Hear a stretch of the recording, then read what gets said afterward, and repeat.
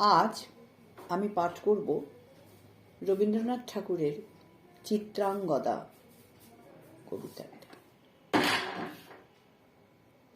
এই চিত্রাঙ্গদার যে বক্তব্য, তাতে আমরা নারী দিবসের অনেক কথাই শুনতে পাই। চিত্রাঙ্গদা, কবি রবীন্দ্রনাথ ঠাকুর। আমি চিত্রাঙ্গদা, রাজেন্দ্র নন্দিনী। হয়তো পড়িবে মনে কোনো একদিন, কোনো সরোবর তীরে শিবালয়ে দেখা দিয়েছিল এক নারী, বহু আভরণে ভারাক্রান্ত করি তার রূপহীন তনু। কি জানি কি বলেছিল নির্লজ্জ মুখরা, পুরুষেরে করেছিল পুরুষ প্রথায় আরাধনা। প্রত্যাখ্যান করেছিলে তারে, ভালোই করেছ।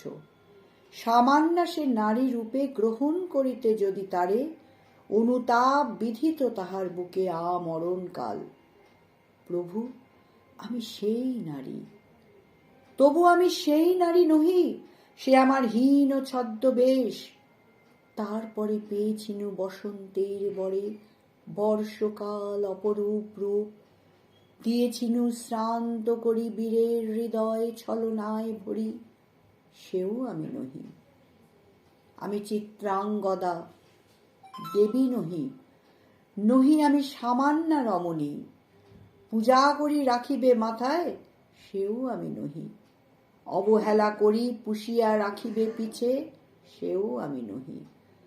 যদি পার্শ্বে রাখো মোরে সংকটের পথে, দুরূহ চিন্তার যদি অংশ দাও, যদি অনুমতি করো কঠিন ব্রতের তব সহায় হইতে, আমার পাইবে তবে পরিচয়। গর্ভে আমি ধরেছি যে সন্তান তোমার, যদি পুত্র হয়, শৈশব বীর শিক্ষা দিয়ে দ্বিতীয় অর্জুন করি তারে একদিন, পাঠাইয়া দিব যবে পিতার চরণে, সেদিন জানিবে মোরে প্রিয়তম। আজ শুধু নিবেদি চরণে আমি চিত্রাঙ্গদা, রাজেন্দ্র নন্দিনী। ধন্যবাদ।